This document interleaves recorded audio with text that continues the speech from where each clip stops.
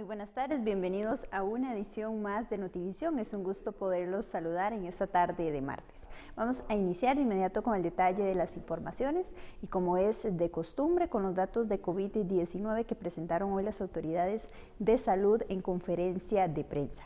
Para este día se reportan 1.117 nuevos casos de COVID-19, para un total ya de 49.897 personas contagiadas en nuestro país. De los 1.117 que se presentaron hoy, 829 se realizaron por medio de la prueba de PCR y 288 por medio de nexo epidemiológico. Activos llegan ya a 30.081 personas, 894 se suman para este día. Los recuperados serían ya 19.285, se suman 202 personas recuperadas. Los fallecidos llegan hoy a 531, con una cifra muy alarmante. Son 21 personas las que han fallecido de ayer a hoy. En 24 horas, 21 personas han perdido la batalla ante el COVID-19. Del total de fallecidos, 329 son hombres y 202 son mujeres.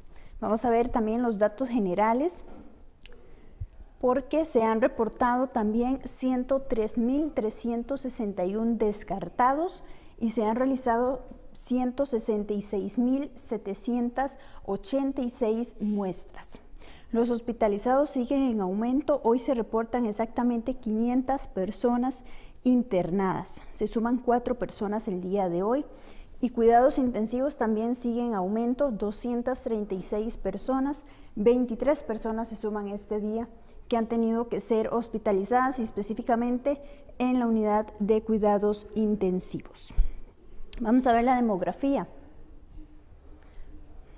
Pues aquí tenemos los 82 cantones de nuestro país que presentan casos de COVID-19. San José con 10.513 casos confirmados, Desamparados con 3.963, Alajuela con 3.425 personas confirmadas y Alajuelita con 2.712 personas. Las nacionales llegan ya a 39.175, los extranjeros por su parte ya suman 10.722 que tienen COVID-19. Por su parte, los adultos ya se reportan 41.305, adultos mayores 3.126 y menores de edad ya reportan 4.233. Y también este es un dato importante porque los menores que están siendo internados en el Hospital Nacional de Niños siguen en aumento. Recordemos que se está presentando un síndrome a raíz del COVID-19 que pues en algunos casos también tienen a los niños bastante graves, así que hay que poner muchísima atención con los pequeños de la casa. Vamos a ver los recuperados, porque para el día de hoy se reportan 202 del total de recuperados. 8.848 son mujeres, 10.235 son hombres, 16.073 son adultos, 1.027 son adultos mayores que se han logrado recuperar y 1.933 menores que han logrado salir de esta enfermedad. Vamos a ver la evolución de los casos. Hoy nos encontramos en el día 187 desde que se dio el primer caso de COVID-19 en nuestro país. El promedio de recuperados es de 113 por día y el promedio de casos de 263. Vamos a ver también los 9 cantones de nuestra región. Para hoy se confirman 5.514 casos y de ellos 3.683 se encuentran activos, 1.766 recuperados y los fallecidos llegan a 65 personas, lamentablemente.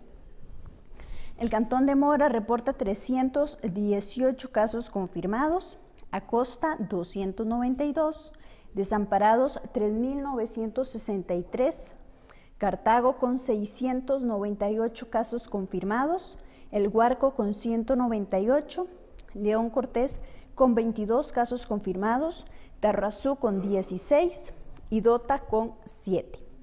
Vamos a ver por acá también cuáles son esos casos que se encuentran activos aún en estos cantones.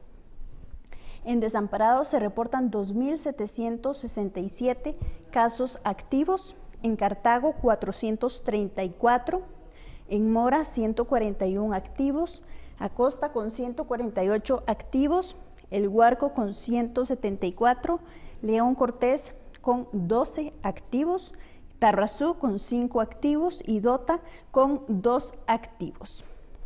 Vamos a ver las alertas naranja porque aún no lo hemos reflejado aquí, pero hoy confirmaron que el cantón de Acerrí ya pasó a alerta naranja. Pasó de alerta naranja a alerta amarilla. Por su parte, Mora y Acosta continúan en alerta naranja, al igual que Desamparados. Cartago, por su parte, así como El Guarco, Dota, Tarrazú y León Cortés, se mantienen en alerta amarilla. Vamos a ver también los detalles de los fallecidos. La edad promedio se mantiene en 69 años. Esta es parte de los datos que les reportamos el día de hoy, que informó al respecto el Ministerio de Salud hoy en conferencia de prensa. Veamos también parte de las declaraciones que dio hoy el ministro Salas sobre el impacto que está dando el COVID-19 y los fallecidos que lamentablemente hemos contabilizado hasta el día de hoy. Hoy tenemos 21 personas en el corte de hoy que han fallecido por COVID. Todos lamentables fallecimientos. Nuestros más sinceros condolencias, pésame a las familias, a los amigos de esas personas que han partido relacionadas con el COVID-19. Son 14 hombres y 7 mujeres que serán sumamente recordadas, el rango de edad de 42 a 93 años. Total, el país alcanza 531 personas fallecidas con COVID-19. Si lo comparamos con el histórico del 2016 al 2018, ya es la 8ª causa de muerte. Apenas el jueves pasado era la 10ª causa de muerte, hoy es la 8ª causa de muerte, comparado con ese histórico 2016-2018. Son 185 adultos y 346 personas mayores, las personas que han fallecido hasta el momento. Y yo sí quisiera aquí agregar rápidamente, cuando hablamos de que es necesario que la gente trabaje, que es necesario que la gente lleve sustento a sus hogares, cuando hablábamos de que Costa Rica trabaja y se cuida, no es un eslogan que suena bonito, tiene que convertirse en una realidad. Las actitudes responsables que tenemos que asumir en medio de esta pandemia deben ser manifiestas en todo momento. Si bien estamos permitiendo, o más bien dejando que la gente trabaje en gran parte de los sectores, ustedes ven también que la parte sanitaria está enfrentando una situación muy difícil. Y recordemos que cuando esto se satura, no es que se sature y se queda saturado, sigue aumentando, sigue habiendo más casos graves que van a ocupar más ventiladores mecánicos, más camas de hospital en UCI, cuando no hay disponibilidad. Y esa es la parte en donde los médicos, los profesionales en salud, llegan a la difícil toma de decisiones: a quién desconecto y a quién le pongo el ventilador. Y eso se puede multiplicar por mucho. Cuando hablamos de que ya hay un desgaste de la población, muchas veces entendemos el sentir, porque el desgaste es para todos. Pero no podemos con ese desgaste entrar en una negación de la pandemia y pensar que el virus ya no está. Como hemos venido diciendo, el virus está y está llevando una ruta muy negativa en términos de salud. Por eso es que cada salida de nuestro hogar, cada salida de nuestra casa tiene que asumirse como un riesgo, que tiene que llevar las mejores prácticas posibles en todo momento. La Caja Costarricense del Seguro Social notificará las órdenes sanitarias por COVID-19 vía correo electrónico. La Caja Costarricense de Seguro Social notificará a los pacientes las órdenes sanitarias por COVID-19 vía correo electrónico desde este lunes 7 de septiembre. El Ministerio de Salud emite la orden sanitaria según los lineamientos nacionales, en tanto la Caja realiza solo el acto de notificación por correo electrónico. Si la persona tiene dudas respecto a la orden sanitaria, debe llamar al 1322 o bien a los números de teléfonos de las oficinas regionales del Ministerio de Salud. La Caja ya inició con las notificaciones de las órdenes sanitarias de personas que están en un centro de salud de la Caja. Esto se hace por medio del EDUS, o sea, ya se generó una aplicación del EDUS, el Expediente Digital Único en Salud, con lo cual una persona que tiene síntomas, que es un caso sospechoso o podría ser hasta confirmado en ese momento, se le puede generar la orden sanitaria ahí mismo en el centro. Ya se capacitaron a más de 200 personas en el uso de esta aplicación. La notificación se hace a todo paciente COVID-19 confirmado o por nexo epidemiológico que se atienda en los servicios de salud de la Caja Costarricense del Seguro Social. Y al paciente se le da la opción de recibir esa notificación con un archivo PDF por medio de correo electrónico o que se le imprima ahí mismo en el centro de salud y se lo lleve físicamente. Todos los usuarios que consulten desde esta semana en alguno de los establecimientos de salud de la Caja se beneficiará de este servicio que se realizará mediante la plataforma Expediente Digital Único de Salud EDUS. Para ello es importante que las personas verifiquen que sus datos personales son correctos, como los números de teléfono y dirección de correo electrónico. Si la persona no tiene expediente digital de salud, lo que procede es crear la identificación y abrir su expediente. El formulario o el documento, ya sea virtual o físico, tiene un número único para verificar la autenticidad de la orden sanitaria con la cual la persona puede confirmarla y usarla también para efectos de enseñársela pues a su patrono si es necesario. La orden sanitaria se remite solo a la persona interesada, por lo cual debe aportar la dirección de un correo electrónico propio. A las personas que no lo tengan, se les dará de manera impresa. El presidente Alvarado firmó la reforma a la Ley 8.690 para fortalecer las finanzas de la Cruz Roja Costarricense. El presidente de la República, Carlos Alvarado Quesada, firmó este lunes la reforma a la Ley 8.690, creación de la contribución para fiscal al servicio de la telefonía móvil y convencional, prepago, pospago o cualquier otra modalidad de telefonía destinada al financiamiento de la Asociación Cruz Roja Costarricense.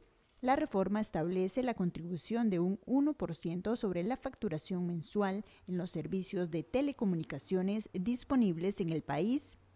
El acto de firma se realizó en Casa Presidencial con la asistencia de la diputada de la República, Ana Karine Niño, el presidente de la Comisión Nacional de Emergencias y Prevención de Riesgos, Alexander Solís, y el presidente de la Cruz Roja Costarricense, Glauco Ulises Quesada. La reforma permitirá balancear la situación actual y fortalecer la capacidad operativa de los comités auxiliares. Los ingresos serán utilizados en la atención prehospitalaria con la contratación de personal para tripular la ambulancia y seguir prestando auxilio según el reglamento de atención extrahospitalaria de pacientes y de 317 nuevos socorristas para todas las regiones. La atención de la emergencia sanitaria ha requerido de la Cruz Roja Costarricense un total de 30.111 incidentes relacionados con la COVID-19, 4.307 traslados de casos sospechosos y la inversión de más de 120 millones de colones.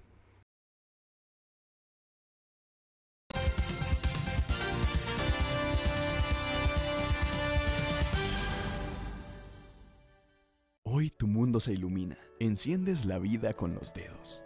Preparas tu café, te comunicas. Y todo esto es posible al utilizar la electricidad. Pero no siempre fue así.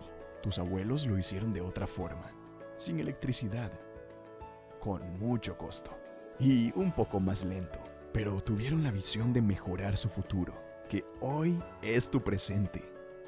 Con su visión y esfuerzo, nos heredaron comunidades con energía, con trabajo y bienestar. Nos heredaron el valor de la energía. Cope Santos. Juntos podemos. ¿Tiene una receta tradicional en su familia? Lo invitamos a participar en el certamen de comida tradicional Los Santos 2020 por el rescate de las recetas tradicionales de nuestros pueblos. Puede inscribirse llenando el formulario en línea en las siguientes páginas. Cierre de inscripciones el 15 de septiembre. Son 8 millones de colones en premios. Te invita.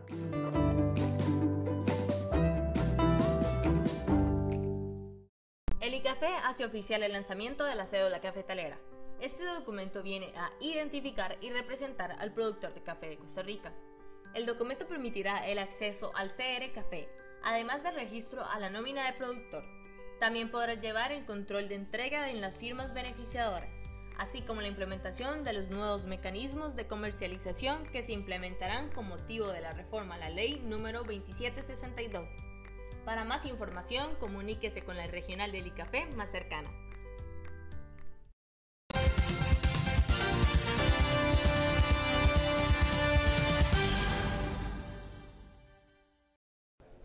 Continuamos con más información y hoy en nuestra entrevista de fondo vamos a conversar sobre una bacteria que yo sé que para muchos ya es bastante conocida y se trata de la Helicobacter pylori y que se presenta principalmente en el estómago. Pero ¿por qué se da esta bacteria y qué nos puede provocar si la tenemos? Para hablar sobre ese tema se encuentra con nosotros el doctor Daniel Zúñiga. Él es gastroenterólogo, a quien le damos la bienvenida. Muchísimas gracias por estar con nosotros, doctor. ¿Cómo está? Buenas tardes, Beatriz, y muchas gracias por la invitación de nuevo. Y como usted decía, vamos a hablar de un tema que es muy importante, que es la infección por esta bacteria que estaba comentando, que es el Helicobacter pylori. Imagínense que se dice que aproximadamente el 50% de la población mundial ha tenido infección por Helicobacter pylori, ¿verdad? Es la infección, de hecho, más común por una bacteria a nivel mundial. ¿Pero qué es el Helicobacter pylori? Bueno, es una bacteria que es ávida solo al estómago y por eso es muy importante para nosotros como gastroenterólogos en el estudio de las enfermedades del tracto gastrointestinal. ¿Eso qué quiere decir? Que realmente le gusta al estómago, es específica de la mucosa o la capa que recubre el estómago. Y una particularidad es que no penetra el estómago, sino se queda en forma superficial, secreta sustancias, o sea, produce sustancias que la permiten vivir en el estómago y ahí produce los problemas. ¿Pero qué enfermedades puede producir? Pues bueno, hay varios espectros. Inclusive la mayoría y mucha gente puede tener la infección por Helicobacter y no tener ningún problema. Sin embargo, hay otras pacientes que también asociado a factores ambientales como el lugar, la alimentación, los estilos de vida, asociado a factores de la misma persona como la forma en que el sistema inmune se comporta contra la bacteria, y otra es las características propias de la bacteria, o sea, secretar sustancias y ciertos cambios en la conformación de esta bacteria que hacen que sea más peligrosa que otras cepas. Entonces las enfermedades van desde la gastritis, desde una gastritis con cambios específicos, como un cambio en la capa que recubre el estómago que se llama metaplasia intestinal, como un adelgazamiento de las capas del estómago que se llama atrofia gástrica, que generalmente se da en múltiples focos, hasta lo que es la úlcera también. La Helicobacter pylori propicia la formación de úlceras tanto en el estómago como en el duodeno, que son los dos principales lugares donde produce úlceras. De hecho, se dice que un 70% de las úlceras del estómago y prácticamente todas las úlceras duodenales de la primera porción del intestino delgado que está pegadito al estómago son producidas por esta bacteria, que es el Helicobacter pylori. Y la otra gran espectro de enfermedades, o lo que nos preocupa más y por lo cual se ha estudiado mucho desde su descubrimiento en 1982, que se descubrió esta bacteria, es por cáncer. Está muy implicada y ya se sabe que está implicada en la patogenia o en el desarrollo del cáncer gástrico, por medio de dos estirpes principalmente, que son el adenocarcinoma, que es el crecimiento desordenado de glándulas en el estómago, y el linfoma, que es también un crecimiento desordenado de unas celulitas que se llaman linfocitos B a nivel gástrico. Entonces, a partir de estos aspectos, pues es muy importante tenerla en cuenta. ¿A qué edad se puede infectar el Helicobacter y cómo se obtiene esta bacteria, ¿verdad? Realmente, bueno, la primera pregunta, se puede vivir en países desarrollados, en vías de desarrollo. En países desarrollados realmente la infección por Helicobacter es menos común, hay un aclaramiento desde la niñez, pero en países, aclaramiento es que, digamos, puede infectarse, pero el mismo cuerpo la elimina. En países en vías de desarrollo, lo que es usual es que antes de los 10 años se pueda obtener esta bacteria. Hay un aclaramiento, o sea, se puede eliminar la bacteria y después sucede una reinfección. Que esa es como la regla, que se reinfecte el paciente a partir del adulto joven, el adolescente, y se mantiene hasta lo que son los adultos y los adultos mayores. Generalmente así es el patrón. Ya para ir adelantando un poco, cuando hay un tratamiento y el tratamiento es efectivo, o sea, se logra erradicar la bacteria, realmente la reinfección es muy rara. O sea, si ya se erradica una vez la reinfección, o sea, que se vuelva a infectar por Helicobacter, es muy rara. Ahora, la forma de transmisión que estábamos hablando, realmente la forma de transmisión paciente a paciente o persona a persona es lo más probable. Se habla de transmisión de boca a boca, digamos oral-oral o fecal-oral, que es en agua contaminada, ¿verdad? Por ejemplo, hay estudios que han visto en países en vías de desarrollo, en los acueductos o en el agua, la presencia de Helicobacter pylori. Y la otra es la infección gastro-oral, que es más que todo en pacientes de la salud, digamos, como los gastroenterólogos, por ejemplo, que tienen, que están en contacto con secreciones salivales, en enfermería, enfermeros que también colocan sondas nasogástricas, entonces ahí hay riesgo de infección por Helicobacter pylori. Usted mencionaba que muchas veces no se tienen síntomas, pero llega en un punto o a través de tantos años de tenerla, porque me imagino que hay personas que tienen muchísimo tiempo tal vez de convivir con esta bacteria que ya presentan algún síntoma. ¿Sería propiamente por la bacteria o ya por estas enfermedades que el paciente empezaría a sentir alguna molestia? Sí, puede tener síntomas, ¿verdad? Asociado a los aspectos clínicos que estábamos hablando, y ahí podemos hablar un poco de las indicaciones para erradicar Helicobacter. Hay indicaciones que están bien establecidas y hay indicaciones probables, digamos, que se considera erradicar Helicobacter.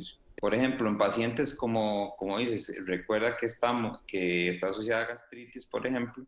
Entonces, pacientes que tengan ese dolor en la boca del estómago, que si náuseas, como se conoce como dispepsia, en pacientes menores a 50 años sin factores de riesgo, como hemos hablado en la charla de cáncer gástrico, por ejemplo, que no tengan factores de riesgo como pérdida de peso, anemia que no es inexplicable, datos de sangrado, que se palpe alguna masa, vómitos incoercibles, o sea, que no se dan con un tratamiento convencional. Si no tiene estos factores, pues se recomienda buscar el Helicobacter y erradicarle en pacientes que tengan antecedentes en su familia de primer grado, padre, madre, hermanos, hijos incluso. Con cáncer gástrico se recomienda buscar Helicobacter y erradicarla. En pacientes que hayan tenido una úlcera gástrica, una úlcera duodenal, en pacientes que la tengan activa, que hayan sangrado, por ejemplo, o que tengan un antecedente de enfermedad por la úlcera, una úlcera, debe buscarse para valorar erradicación, porque muchos están asociados a esto o a uso crónico, o sea, uso desmedido y por mucho tiempo de antiinflamatorios. También en pacientes que hayan tenido cáncer gástrico, ¿verdad? O pacientes que se operaron por cáncer gástrico, por ejemplo, es importante. Hay otras indicaciones, pues realmente menos, no importantes, pero que son probables y que igualmente se debería buscar, es la que se llama dispepsia funcional, que no hay realmente ninguna lesión o ninguna enfermedad asociada al dolor en la boca del estómago. También en pacientes que tomen por mucho tiempo inhibidores de bomba, que es el famoso Proton, por ejemplo, la caja, ¿verdad? El famoso Omeprazol, que tomen por mucho tiempo, se puede recomendar buscar el Helicobacter y tratarla. También en pacientes que hayan tomado por mucho tiempo antiinflamatorios y que lo tomen por largo tiempo, antiinflamatorios no esteroidales, como ibuprofeno, como sulindaco, como toda indometacina, como todo este gran espectro de antiinflamatorios.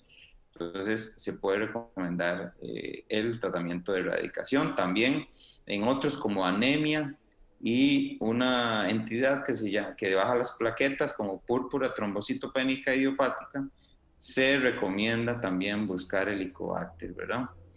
Inclusive a una un poco más controversial, pero la intolerancia a los carbohidratos se ha visto en algunos estudios. Eso quiere decir que tengan el azúcar un poquito alto, que estén como prediabéticos, y el erradicar el Helicobacter, incluso hay estudios que dicen que podría beneficiar a esos pacientes.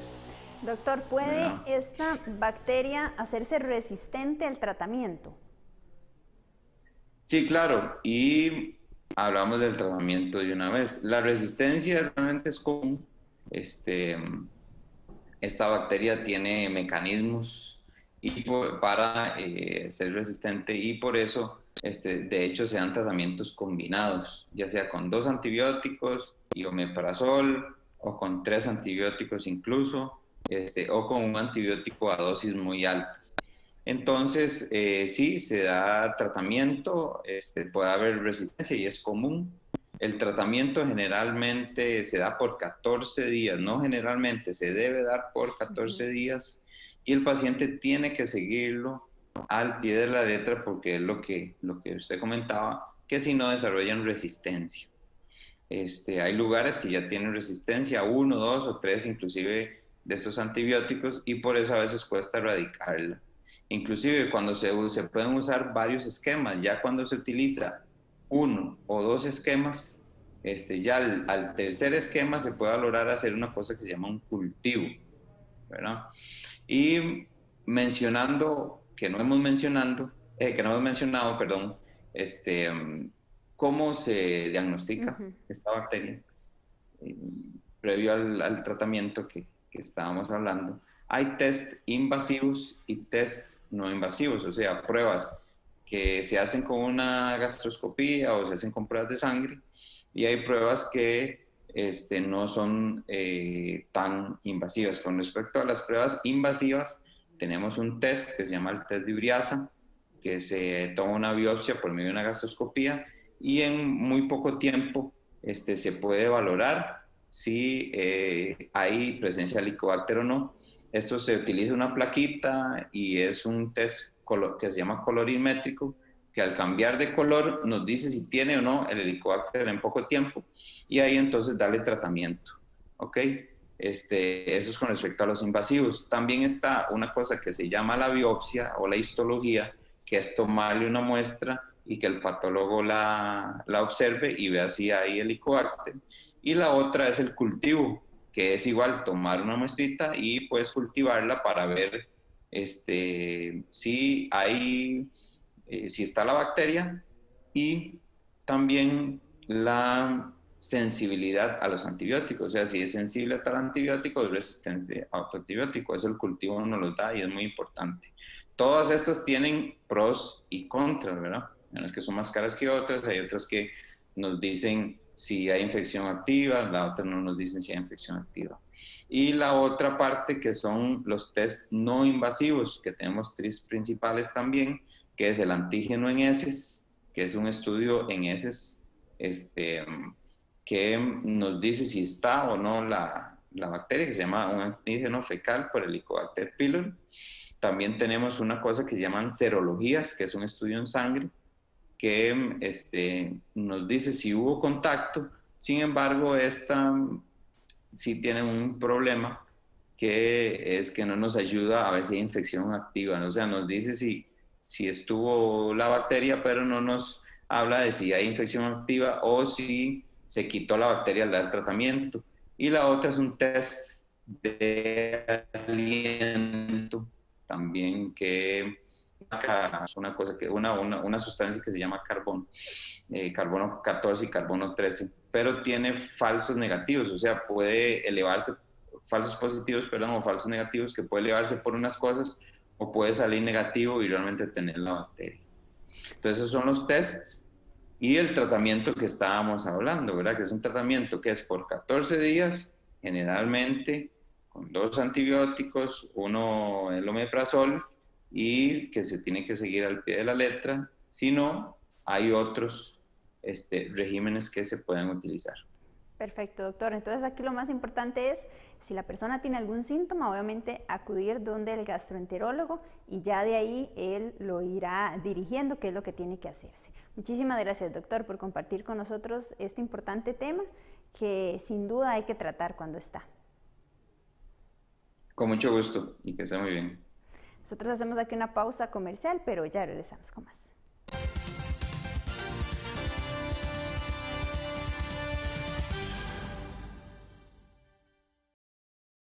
Caficultores. El éxito en el control de la roya del cafeto está en la prevención y en la protección constante de su cafetal. El muestreo mensual por medio de la aplicación CR Café, el control químico, la desija, son prácticas recomendadas. Si requiere asesoría técnica, acérquese a la oficina del ICAFE o del MAC más cercana a su plantación. Prevengamos la roya.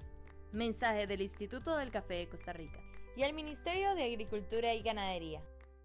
Me llaman montaña y cascada, soy arena bañada por 2 mares y un sol. Me llaman carreta pintada, soy la guaria morada, soy guitarra y canción. Yo me llamo Costa Rica, bendecida, tierra tica. Yo me llamo Costa Rica, pequeñita, tierra tica.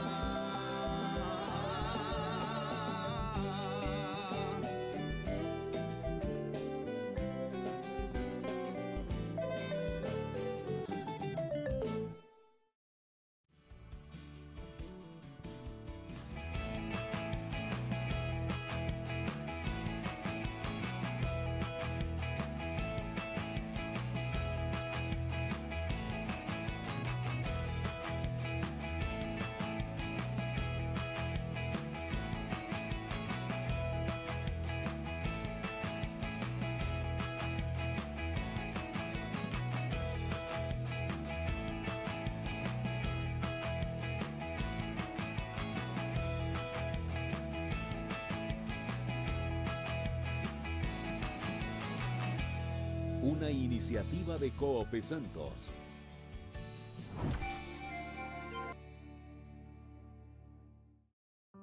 Señor productor de café de la región de Los Santos, le invitamos a descargar la aplicación CR Café, disponible para dispositivos Android en la Play Store, donde podrá encontrar herramientas que mejorarán su trabajo en finca. Además, podrá revisar la base de datos de los recolectores de café que se han registrado en la plataforma del Instituto del Café de Costa Rica para su región. Los invitamos a coger café.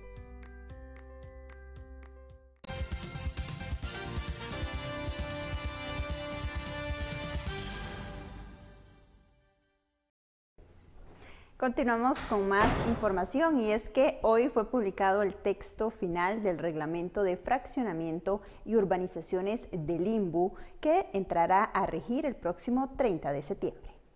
A partir del 13 de septiembre entrará a regir en el país un reglamento de fraccionamiento y urbanizaciones del Instituto de Vivienda y Urbanismo, actualizado que establece nuevas condiciones para segregar lotes con o sin fines urbanísticos, servidumbres, dimensiones de fincas, incluso cuáles planos deben ser visados solo por la municipalidad. Dentro de los cambios más importantes se logró disminuir el monto de visado por parte del INVU, determinar cuáles sí deben ser presentados y cuáles solo requerirán el municipal, en qué situaciones al fraccionar se debe ceder el 10% del área de gobierno local equipada con malla y juegos infantiles.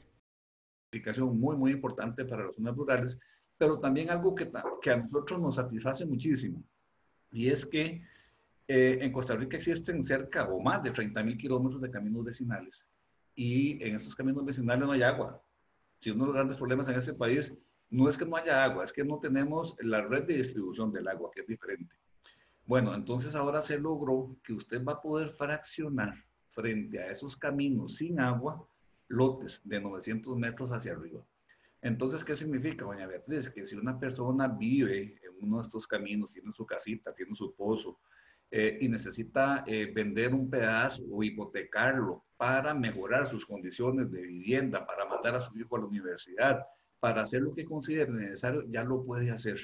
Una de las modificaciones más importantes corresponde a las segregaciones de terrenos en zonas rurales, pues inicialmente solo se iba a permitir en áreas de 10.000 metros cuadrados o mayor, y ahora se permitirá en áreas de 5.000 metros cuadrados o más. Otro de los cambios en zonas rurales fue el logro de ampliar de un 15% a un 25% el área que pueden destinar de las parcelas agrícolas a la construcción de infraestructura. También se podrá consignar servidumbres paralelas o contiguas en fincas independientes. Todas las negociaciones, y antes de hablar de las negociaciones, sigue recalcar el gran apoyo que tuvimos de parte de todas las municipalidades del país, porque realmente es muy importante, y también de señores y señoras diputadas de la Asamblea Legislativa. ¿Cómo quedó hoy día lo que es esta redacción?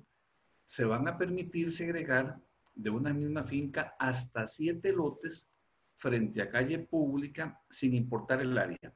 O sea, yo puedo segregar 7 lotes de 500 metros, de 200 metros, de 1.000 metros, y no tengo que ceder área y no tengo que ir al INVU. Únicamente los visa la municipalidad.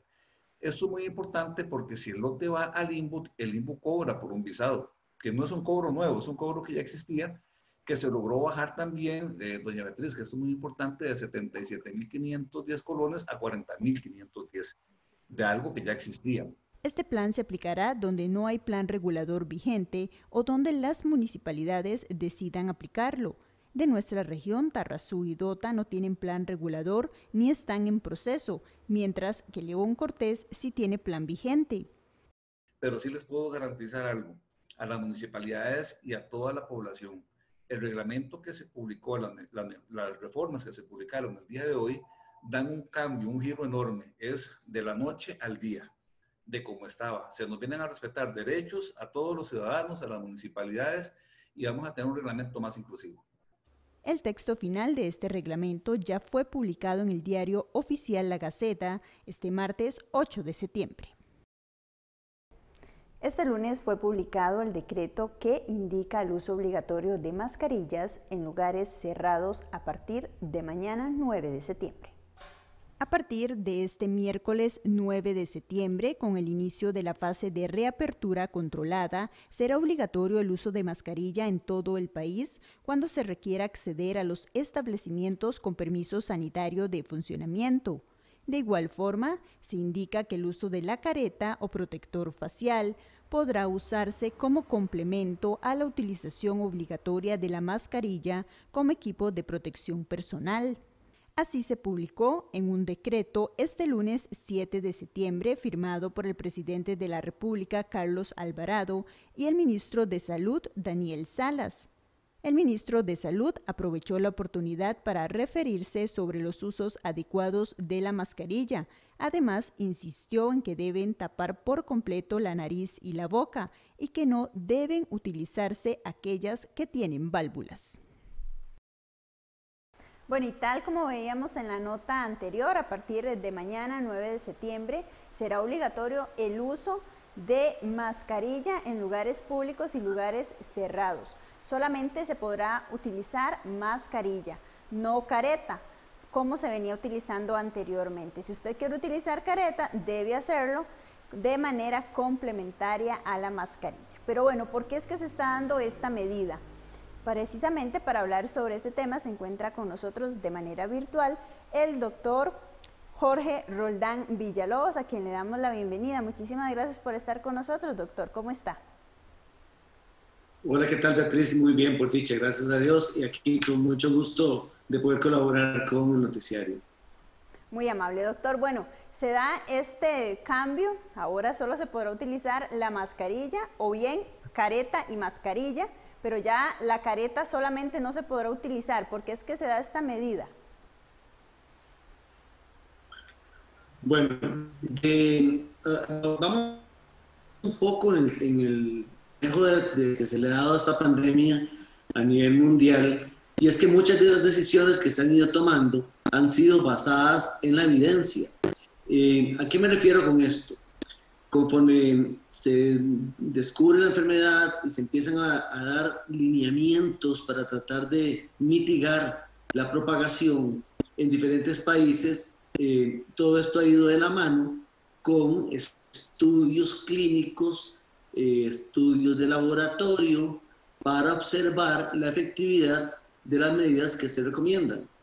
Se han hecho estudios y han sido en realidad muy poco contundentes en el hecho de pretender sustituir el efecto protector para los demás que ejerce la mascarilla por la careta. La careta, se han hecho estudios. Entonces, por ejemplo, hay un estudio controlado que habla de que las gotas grandes, el 96% pueden ser captadas por el visor de la careta y evitar que se alejen a 46 centímetros de distancia. Estamos hablando de un 96% de las gotas, pero baja al 68% de los aerosoles. Y cuando una persona con careta se mantiene durante más de 30 minutos utilizándola, se observó que dentro de la careta esos aerosoles se mantienen girando. O sea, hay temperatura, hay aire que sale de la nariz, hay aire que sale de la boca, aire que entra por debajo de la careta y empieza a circular. Entonces, 30 minutos después de estar con una careta colocada debidamente y bien colocada, el 23% de los aerosoles son los únicos que son retenidos por la careta, permitiendo que salgan esos aerosoles y que si la persona con la que estamos interactuando se encuentra muy cerca, pueda ser contagiada si la persona que está usando la careta en ese momento tiene COVID. Entonces, esto junto con otros estudios publicados por el Journal of American Medicine Academy en Estados Unidos, que es la revista JAMA, y otras revistas de mucho renombre, han publicado comparaciones en las cuales se demuestra que es superior por mucho el uso de mascarilla que el uso de careta. Y es que, vos lo has visto, cuánta gente usa bien la careta, cuánta gente usa bien la mascarilla y cuánta gente usa bien la careta. Y es un problema. Correcto, doctor, porque eso lo hemos visto también y lo veíamos ayer en conferencia de prensa donde el ministro Salas explicaba cómo se debe usar correctamente, en este caso, la mascarilla. Vemos personas que no tapan lo que es la nariz o bien lo utilizan en la parte de abajo de la barbilla, que ese no es el uso correcto. Sí, exacto. O sea, ambas deben utilizarse en forma correcta. La mascarilla, la careta todavía se sigue recomendando. Se sigue recomendando como una medida adicional a la mascarilla y en personas que por alguna condición de salud o mental o por edad no puedan utilizar una mascarilla adecuadamente. Pero todas las recomendaciones van orientadas al adecuado uso. Con la careta estábamos viendo que las personas la usan como visera, se la suben, la usan como visera y más bien se convierte en un cañón dirigido de secreciones expelidas por esa persona. Más bien dirige la careta esas secreciones. Aparte de que la persona mete la mano para manipularse la careta y se contamina la mano porque está tocando la careta por dentro cuando meten el dedo para movilizarla. Entonces, más es el riesgo. La mascarilla, a pesar de que algunas personas la manipulen, que no debería hacerse sin las manos limpias, la mascarilla cuesta mucho que alguien meta la mano por dentro para acomodársela. Casi siempre la colocan por fuera.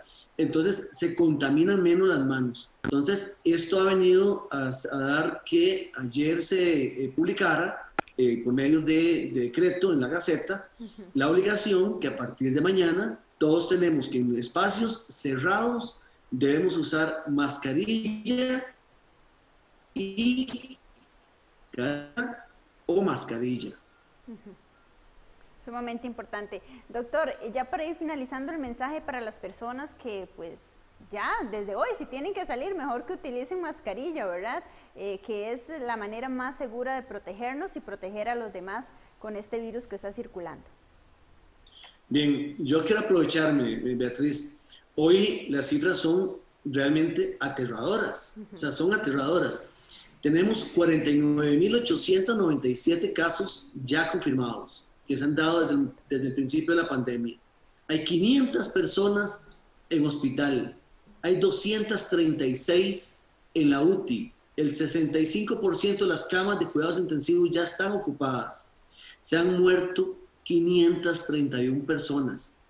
El COVID hoy por hoy se convirtió en la 8ª causa de mortalidad en el país. Esto apenas estamos con 5 meses. ¿Qué va a pasar cuando llevemos un año? El COVID se va a convertir en una 2ª o 3ª causa de mortalidad en el año 2020 para los costarricenses. Tenemos que comprometernos. El 35% de los contagios, lo dijo hoy el ministro, se han dado en reuniones familiares, el 19% en el trabajo. Tenemos que ser consecuentes, tenemos que cuidarnos. El uso de la mascarilla es fundamental, pero es todavía más importante el distanciamiento social. No podemos pretender que viene el fin de semana, entonces voy a ir a ver a mi mamá o me la voy a traer para mi casa. No hay que estar mezclando burbujas. Burbuja es mismo techo y se acabó. No es ese cuento de que la burbuja extendida, no. Es una burbuja social, son las personas que habitan en un mismo techo y listo. Combinar burbujas sociales es un riesgo enorme para todos. Así es. Doctor, ahora que me recuerdo muy importante porque se habla también que las mascarillas con válvulas no son las mejores, de hecho también no se recomiendan. Sí, fíjate que es que esas mascarillas con válvula son hechas para protección personal y no necesariamente por COVID, sino por otro tipo de aerosoles y sustancias muy finas. Personas que trabajan con madera, que trabajan con... Entonces, permiten que el aire que respiramos salga libremente y que el aire que vamos a respirar, ese aire pase por el filtro. Entonces nos está protegiendo a nosotros, pero no protege a quienes están cerca de nosotros. Más bien es un riesgo usar esas mascarillas con filtro, con válvula, perdón. Ok, perfecto. Entonces la recomendación son las que son desechables o bien las que ya podemos reutilizar. Sí, la recomendación es mascarilla quirúrgica y en todo caso una mascarilla de tela, ojalá con 3 capas, ¿verdad? Que tenga un filtro en el centro, que son las que son más efectivas, que podemos utilizar 1 o 2 al día de acuerdo a la cantidad de tiempo que tenemos que salir de la casa porque no hay más remedio, porque hay que trabajar porque hay que ir a hacer compras, etcétera. Tenemos que darles un cuidado apropiado, tenemos que dar un recambio apropiado de esas mascarillas, pero esa es la recomendación, mascarilla en sitios cerrados. Perfecto, doctor. Muchísimas gracias por estas recomendaciones y por explicarnos también por qué es que se da este cambio. Con mucho gusto para servirles. Nosotros hacemos aquí una pausa comercial, pero ya regresamos con más.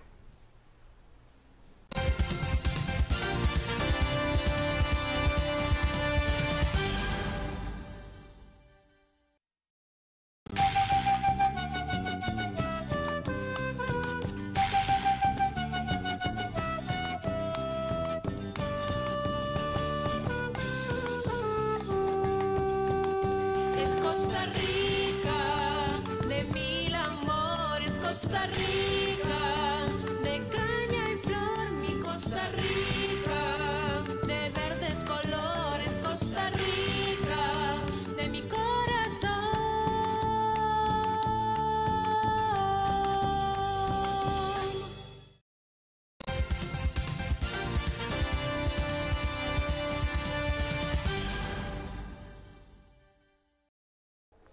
Agradecemos su compañía. Con esto llegamos al final de la presente edición. Que tengan una bonita tarde. Dios primero, nos vemos con más información mañana a partir de las 4 de la tarde.